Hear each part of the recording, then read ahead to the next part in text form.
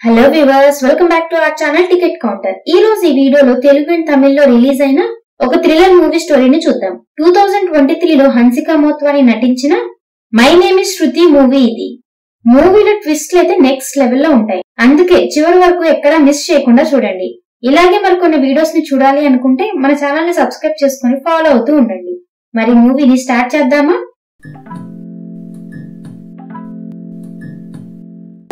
Vikram groups ఎండి అయినటువంటి బెంగళూరులో బాగా డబ్బున్న ఒక వ్యక్తి అదే ఊర్లో బాగా పేరున్న డాక్టర్ అయినటువంటి కిరణ్మయిని పిలిపించి, నా భార్యకి ఫేస్ మీద ముడతలు వస్తున్నాయి, వయసు అయిపోయినట్లు కనిపిస్తుంది, అందుకే ఎక్కడికి వెళ్లకుండా ఇంట్లోనే ఉంటుంది, దీనికి ఏదైనా సొల్యూషన్ ఉందా అని అడుగుతాడు. అది విన్న డాక్టర్ కిరణ్మయి, ఇవి వయసుతో పాటు వచ్చే ముడతలు, ఇవి కనిపించకుండా మెడిసిన్స్ వాడొచ్చు, కానీ సరైన రిజల్ట్స్ ఉండవు. అదే స్కిన్ గ్రాఫ్టింగ్ పద్ధతిలో చేస్తే కనీసం మరో 20 ఏళ్ల వరకు స్కిన్ ఎటువంటి ముడతలు పడకుండా ఉంటుంది. కానీ స్కిన్ గ్రాఫ్టింగ్ ప్లాస్టిక్ సర్జరీ అనేది బాగా ఖర్చుతో కూడుకున్న ట్రీట్మెంట్. ముందుగా ఒకే బ్లడ్ గ్రూప్ అండ్ మంచి స్కిన్ ఉన్న డోనర్ దొరకాలి. అప్పుడు వారి స్కిన్ తీసుకుని మీ వైఫ్ కి ట్రీట్మెంట్ చేయాలి. మార్కెట్ లో ఈ స్కిన్ విలువ ఒక్కో అంగుళం లక్షల్లో ఉంటుంది. ఎంత డబ్బైనా ఖర్చు పెట్టడానికి సిద్ధంగా ఉన్నా కూడా స్కిన్ డోనర్ దొరకడం చాలా కష్టం అవుతుందని చెప్తుంది. అది విన్న business man, illegal skin dealings లో ప్రపంచంలో నేపాల్ తర్వాత ఇండియానే సెకండ్ ప్లేస్ లో ఉందని విన్నాను. ఎంత ఖర్చైనా పర్వాలేదు, మీకు పరిచయం ఉన్న స్కిన్ మాఫియాతో మాట్లాడి నా భార్యకి స్కిన్ సంపాదించని చెప్తాడు. దాంతో డాక్టర్ కిరణ్మయి వెంటనే హైదరాబాద్ లో ఎమ్మెల్యే గురుమూర్తికి ఫోన్ చేసి ఎంత ఖర్చైనా పెట్టడానికి క్లయింట్ సిద్ధంగా ఉన్నారు, వీలైనంత త్వరగా ఒక అమ్మాయిని పట్టుకోండి అని చెప్తారు. దాంతో ఎమ్మెల్యే తన మనిషిని చూసి, ఏ నెగిటివ్ బ్లడ్ గ్రూప్ అమ్మాయి స్కిన్ కావాలి, అనుకి ఫోన్ చేసి చెప్పు అని చెప్తాడు. అదే సమయంలో తనీష్ అనే డబ్బున్న కుర్రాడు తన లవర్ తో లైంగికంగా కలుస్తూ ఉండగా అను తనీష్ దగ్గరికి వెళ్లి తన కార్ కీస్ ని లాక్కొని, నా దగ్గర తీసుకున్న పౌడర్ కి డబ్బు ఇచ్చి కార్ కి తీసుకువెళ్ళు అని వెళ్లిపోతుంది. దాంతో ఆ మరుసటి రోజు తనీష్ వెళ్లి అనుకి డబ్బిచ్చి కార్ కి తీసుకుంటాడు.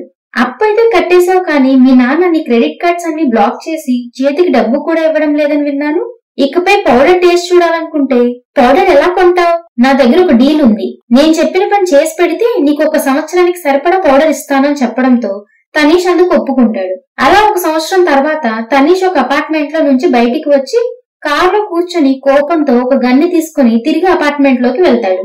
అదే సమయంలో ఆ అపార్ట్మెంట్ లో ఉన్న పూజ శృతిని చూసి, వాడు ఏమైనా చేస్తాడేమో అని భయంగా ఉందక్క అని అనగా, శృతి మాత్రం భయపడుతూ మనం ఏం పని చేయలేం, నువ్వు ధైర్యంగా వెళ్ళు అని చెప్పడంతో పూజ తన బ్యాగ్ తీసుకుని ఫ్లాట్ లో నుంచి బయటికి వెళ్తుంది. ఆ వెంటనే ఎవరో ఆ ఫ్లాట్ లోకి వెళ్లి ఒంటరిగా ఉన్న శృతి మీద అటాక్ చేసి బాగా దారుణంగా కొడుతూ ఉంటారు.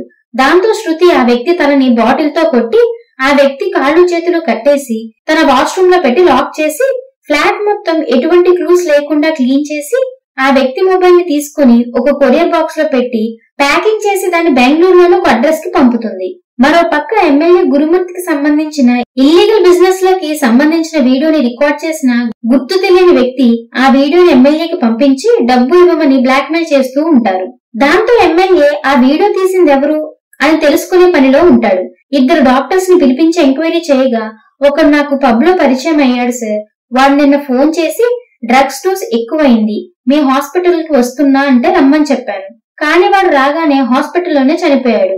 వాడి పాకెట్ లో ఉండాల్సిన ఫోన్ ఒకటి వాడి డెడ్ బాడీని తీసుకువెళ్లే సమయంలో కింద పడిపోయింది. ఆ ఫోన్ ని ఎవరో తీసుకున్నట్లు హాస్పిటల్ సీసీటీవీ కెమెరాలో రికార్డ్ అయి ఉంది, కానీ ఆ ఫోన్ తీసుకున్న వ్యక్తి ఫేస్ సరిగ్గా కనిపించలేదు, మీకు బ్లాక్ మెయిలింగ్ మెసేజ్లు అన్ని ఆ ఫోన్ నుంచే వచ్చాయని చెప్తాడు. దాంతో ఎమ్మెల్యే కోపంతో ఆ డాక్టర్ ని చంపేస్తాడు. ఆ వెంటనే కోటి అనే వ్యక్తిని ఎంక్వైరీ చేయగా కోటి ఎమ్మెల్యేని చూసి, ఆ రోజు మనం అమ్మాయిలను స్మగ్లింగ్ చేస్తూ ఉండగా అను నాకు వీడియో కాల్ చేసిందన్నా, నేను కూడా మన అనునే కదా అని వీడియో కాల్ ని మాట్లాడి ఫోన్ కట్ చేయడం మర్చిపోయి ఫోన్ ని పాకెట్ లో పెట్టేసుకున్నాను, కానీ అను మన దందా మొత్తం కనిపిస్తూ ఉండడంతో వీడియో కాల్ మొత్తాన్ని రికార్డ్ చేసినట్లుంది, నేను కావాలని ఏం చేయలేదు అని చెప్తాడు. కానీ ఎమ్మెల్యే మాత్రం వెంటనే ఆ కోడిని చంపేస్తాడు. మరో పక్క శృతి తన సొంత ఊరికి వెళ్లి తన ఫ్యామిలీని చూసి, అర్జెంట్ గా రమ్మంటే ఏదో ఎమర్జెన్సీ అనుకుని వచ్చాను, నాకు ఇప్పుడే పెళ్లి చేసుకోవాలని లేదు, ఆఫీస్ లో చాలా ఎక్కువ వర్క్ ఉంది అని చెప్తుంది. మరో పక్క హాస్పిటల్లో ప్రియా అనే పేషెంట్ చనిపోగా వార్డ్ బాయ్ హ్యాపీగా ఫీల్ అయ్యి డాక్టర్ కిరణ్మయికి ఫోన్ చేసి, మీరు చెప్పినట్లే చేశాను అని అంటాడు. కిరణ్మయి మాత్రం, నువ్వు వెళ్లి ఎమ్మెల్యే గురుమూర్తిని కలిసి డబ్బు తీసుకో అని చెప్తుంది. చనిపోయిన ప్రియా ఎవరో మనకు కాస్త అయితే తెలుస్తుంది. అదే సమయంలో ఒకప్పుడు ఎమ్మెల్యే గురుమూర్తి దగ్గర పనిచేసి మానేసిన సన్నీ అండ్ సూరీలు ఎమ్మెల్యేకి వీడియోని పంపించి బ్లాక్ మెయిల్ చేస్తూ ఉంటారు. సరిగ్గా అదే సమయంలో మూవీ స్టార్టింగ్ లో శృతి పంపిన కొరియర్ బెంగళూరులో ఉంటున్న డాక్టర్ కిరణ్మయి అడ్రస్ కి వెళ్లడంతో కిరణ్మయి దాన్ని ఓపెన్ చేసి చూస్తుంది. దానిలో ఒట్టి థర్మాకోల్ ఉండడంతో అలా ఎంటీ థర్మాకోల్ బాక్స్ ని ఎవరు పంపించారు అనుకుని దాన్ని డస్ట్బిన్ లో వేసేస్తుంది. అయితే ఆ థర్మాకోల్ మధ్యలో సీక్రెట్ గా దాచిన మొబైల్ ని మాత్రం చూసుకోకుండా అలా డస్ట్బిన్ లో వేసేస్తుంది. శృతి తన ఫోన్ తో డస్ట్బిన్ లోని ఫోన్ కి కాల్ చేయగా ఆ ఫోన్ కాసేపు రింగ్ అయ్యి ఆ తర్వాత స్విచ్ ఆఫ్ అయిపోతుంది. ఆ తర్వాత సొంత ఊరు నుంచి హైదరాబాద్ కి బయలుదేరిన శృతి గతం గుర్తు చేసుకుంటుంది. అలా మూవీ 6 నెలల వెనక్కి వెళ్తుంది. శృతి పేరెంట్స్ శృతిని హైదరాబాద్ లో ఉద్యోగం చేయడానికి పంపి హైదరాబాద్ లోనే ఉంటున్న వాళ్ళ అక్క బావ ఇంట్లో ఉండమని చెప్తారు. అయితే శృతి మాత్రం కొత్తగా పెళ్లైన అక్క బావ ఇంట్లో వారికి డిస్టర్బెన్స్ గా ఉండడం ఎందుకు అనుకుని అక్కడి నుంచి హాస్టల్ కి వెళ్లిపోయి హాస్టల్లో ఉండడం మొదలు పెడుతుంది. శృతి పనిచేసే ఆఫీస్ లోని టీమ్ లీడ్ శృతితో డబుల్ మీనింగ్ లో మాట్లాడుతూ ఉంటాడు. మరో పక్క శృతి చరణ్ అనే వ్యక్తితో లవ్ లో ఉంటుంది. అలా స్టోరీ ప్రెజెంట్ కి వస్తుంది. సన్నీ అండ్ సూరీలు ఎమ్మెల్యేని బ్లాక్ మెయిల్ చేసి డబ్బు తీసుకుంటూ ఉన్న సమయంలో ఎమ్మెల్యే గ్యాంగ్ వారికి డబ్బు ఇచ్చినట్లే ఇచ్చి వెంటనే ఇద్దరిని పట్టుకొని టార్చర్ పెడుతూ ఈ వీడియో మీకు ఎక్కడి నుంచి దొరికింది, దీన్ని రికార్డ్ చేసినాను ఎక్కడ అని అడుగుతూ ఉంటారు. దాంతో స్టోరీ మళ్లీ గతానికి వెళ్తుంది. శృతి హాస్టల్లో ఉంటూ ఉన్న సమయంలో హాస్టల్లోని అమ్మాయిలు అందరూ రాత్రులు బాయ్స్ అండ్ లవర్స్ ని రూమ్ లోకి తీసుకువస్తూ ఉండడంతో అది చూసి హాస్టల్లో ఉండకూడదని నిర్ణయం తీసుకుని విడిగా రూమ్ తీసుకుని ఉండాలనుకుంటుంది. దాంతో ఒక అపార్ట్మెంట్ లోని ఫ్లాట్ ని సెలెక్ట్ చేసుకుని తన బాయ్ ఫ్రెండ్ అయినటువంటి చరణ్ కి ఆ ఫ్లాట్ ని చూపించి ఈ ఫ్లాట్ నాకు చాలా బాగా నచ్చింది, కానీ ఫ్లాట్ లో ఫ్లాట్ ఓనర్ కూతురు పూజ అనే అమ్మాయి కూడా సింగిల్ గా ఉంటూ చదువుకుంటుంది, తనతో పాటు రూమ్ షేరింగ్ లో ఉండాలి. కానీ పూజ వాళ్ళ పేరెంట్స్ ఫ్లాట్ కి బాయ్ ఫ్రెండ్స్ ని తీసుకురాకూడదని కండిషన్ పెట్టారు. అందుకే నిన్ను బాయ్ ఫ్రెండ్ కాకుండా నా కజిన్ బ్రదర్ అని పరిచయం చేస్తా అని చెప్తుంది. అలానే చరణ్ ని ఫ్లాట్ కి తీసుకువెళ్లి పూజకి నా కజిన్ అని చెప్పి పరిచయం చేస్తుంది. స్టోరీ ప్రెజెంట్ కి వస్తుంది. సొంత ఊరు నుంచి హైదరాబాద్ చేరుకున్న శృతి వెంటనే ఒక మెడికల్ షాప్ కి వెళ్లి కొన్ని మెడిసిన్స్ అండ్ ఫస్ట్ ఎయిడ్ చేయడానికి కొన్ని వస్తువులను తీసుకుని వెంటనే అపార్ట్మెంట్ దగ్గరికి వెళ్తుంది. అయితే ఇక్కడే ఒక ట్విస్ట్ ఉంది. ఆల్రెడీ అపార్ట్మెంట్ దగ్గర చాలా మంది జనంతో పాటు పోలీసులు కూడా ఉంటారు. పోలీసులను చూసిన శృతి వెంటనే వచ్చిన ఆటోలోనే వెనక్కి వెళ్లిపోవాలనుకుంటుంది.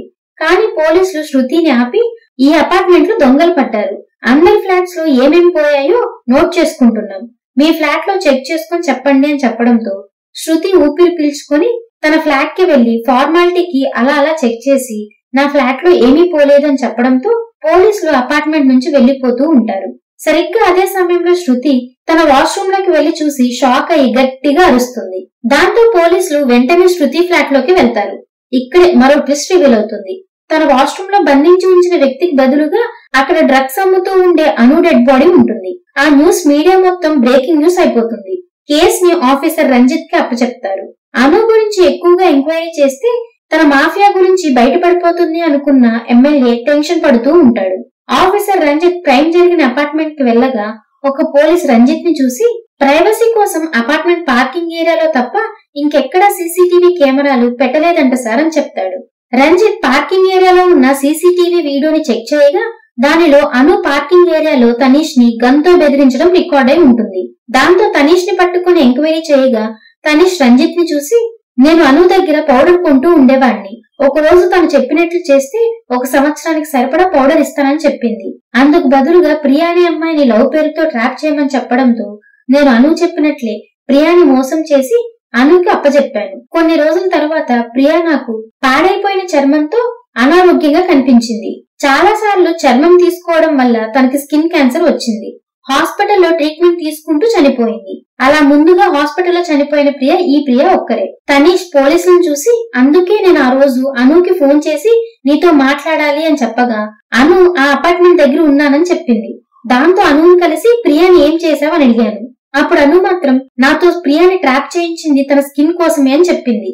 బెంగళూరులో ఎవరో డబ్బున్న బిజినెస్ మ్యాన్ వైఫ్ కి ప్రియా బ్లడ్ గ్రూప్ మ్యాచ్ అయిందని చెప్పింది. అందుకే ట్రాప్ చేయించి స్కిన్ తీసుకున్నారు. ఎటువంటి ఆధారాలు లేకుండా హాస్పిటల్లోనే చంపేశారని చెప్తాడు. ప్రియాని అలా చేసినందుకు నా కోపం వచ్చి అనుని తిట్టాను. దాంతో తను గన్తో నన్ను బెదిరించి పంపించేసింది. దాంతో తనీష్ తన కార్ దగ్గరికి వెళ్లి ఒక గన్ని తీసుకుని తిరిగి పార్కింగ్ ఏరియాకి వస్తాడు. అప్పటికే అను పార్కింగ్ ఏరియా నుంచి వెళ్లిపోయి ఉంటుంది. దాంతో తనీష్ అక్కడి నుంచి వెళ్లిపోతాడు. అలా తనీష్ జరిగింది మొత్తం చెప్తాడు. ఆ వెంటనే రంజిత్ శృతి దగ్గరికి వెళ్లి నీకు తెలిసింది మొత్తం చెప్పు అని అడగడంతో శృతి జరిగింది చెప్పడం మొదలు పెడుతుంది. శృతి ఒక అర్జెంట్ పని మీద రోజు వచ్చే సమయం కంటే ముందుగా తన ఫ్లాట్ కి వెళ్లి అక్కడ జరుగుతున్నది చూసి షాక్ అవుతుంది. ఇక్కడ రివీల్ అయ్యే ట్విస్ట్ ఏంటంటే శృతి లవర్ చరణ్ శృతి రూమ్మేట్ అయినటువంటి పూజతో లైంగికంగా కలుస్తూ శృతి కేవలం నాకు కజిన్ అని చెప్తూ ఉంటాడు. శృతి అది చూసి సైలెంట్ గా వెనక్కి వెళ్లిపోతుంది. ఆ తర్వాత రోజు ఉదయం పూజను చూసి రాత్రి నేను మన ఫ్లాట్ కి వచ్చి జరుగుతున్న మొత్తం చూశాను. చరణ్ నా కజిన్ కాదు, బాయ్ ఫ్రెండ్ అంటూ జరిగింది చెప్పి చరణ్ వారిద్దరిని ప్రేమ పేరుతో వాడుకుంటున్నాడని చెప్తుంది. దాంతో పూజ కూడా చరణ్ మీద కోపం తెచ్చుకొని మనకి నిజం తెలిసిపోయింది కాబట్టి వాడు మనల్ని ఏదైనా చేస్తాడేమో అని భయంగా ఉంది అని అంటుంది. కానీ శృతి మాత్రం పూజకి ధైర్యం చెప్పి పూజని తన పేరెంట్స్ దగ్గరికి పంపిస్తుంది. సరిగ్గా అదే సమయంలో అక్కడికి చరణ్ వచ్చి రాత్రి నువ్వు ఇక్కడికి వచ్చి మొత్తం చూసావని నాకు తెలుసు. నేను మీ ఇద్దరిని అంత ఈజీగా వదలను. ముందుగానే మీ ఇద్దరితో క్లోజ్ గా ఉన్న వీడియోస్ ని కూడా రికార్డ్ చేసుకున్నా. అందుకే నేను చెప్పినట్లు చేయడం తప్ప మీకు మరో మార్గం లేదు. నాకు మీ ఇద్దరి చర్మం కావాలి, స్కిన్ కి బాగా డిమాండ్ ఉంది అని చెప్తాడు. దాంతో వారిద్దరి మధ్య గొడవ జరుగుతుంది.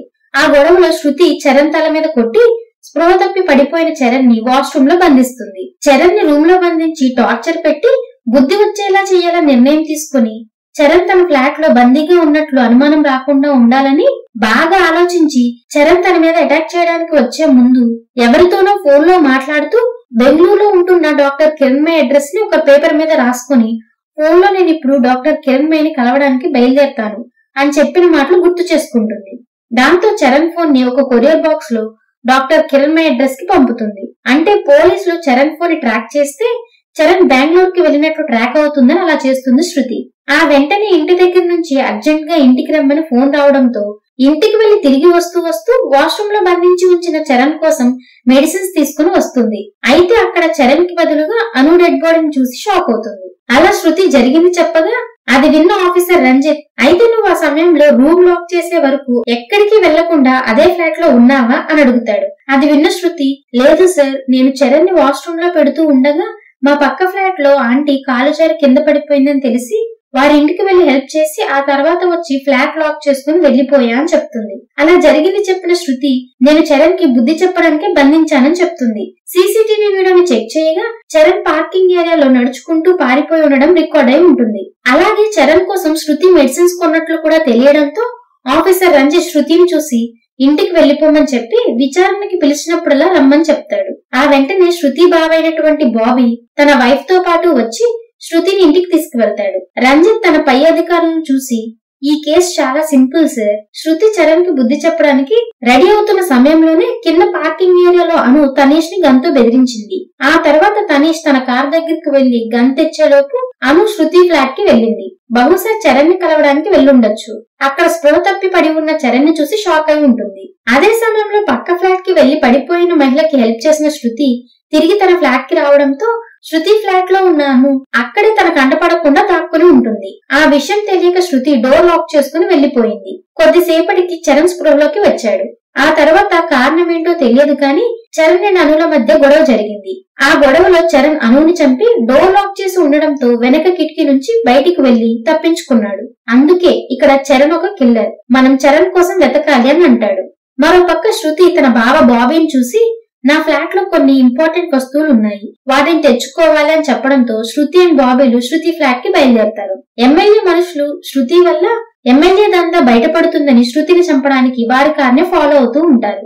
అది చూసిన బాబీ శృతిని చూసి ఆ చరణ్ గురించి పోలీసులకు చెప్పావు కదా, వాడి మనుషులు నిన్ను ఫాలో అవుతున్నట్లు ఉన్నారు, వాడు నిన్ను వదలడు అని అంటాడు. అది విన్న శృతి ఒక ట్విస్ట్ ని రివీల్ చేస్తుంది. శృతి బాబీని చూసి చరణ్ నన్ను ఏమీ చేయలేడు అంటూ జరిగింది చెప్పడం మొదలు పెడుతుంది.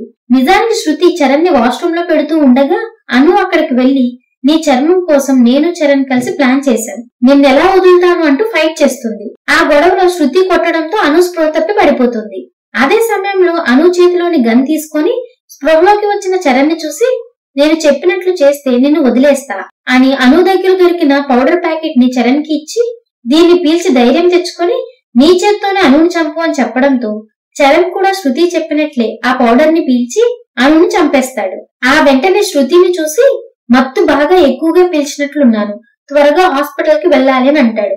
అది విన్న శృతి అయితే మెయిన్ డోర్ నుంచి కాదు వెనక కిటికీ నుంచి వెళ్లిపో అని చెప్పడంతో చరణ్ కూడా అలానే కిటికీ నుంచి వెళ్లిపోతాడు.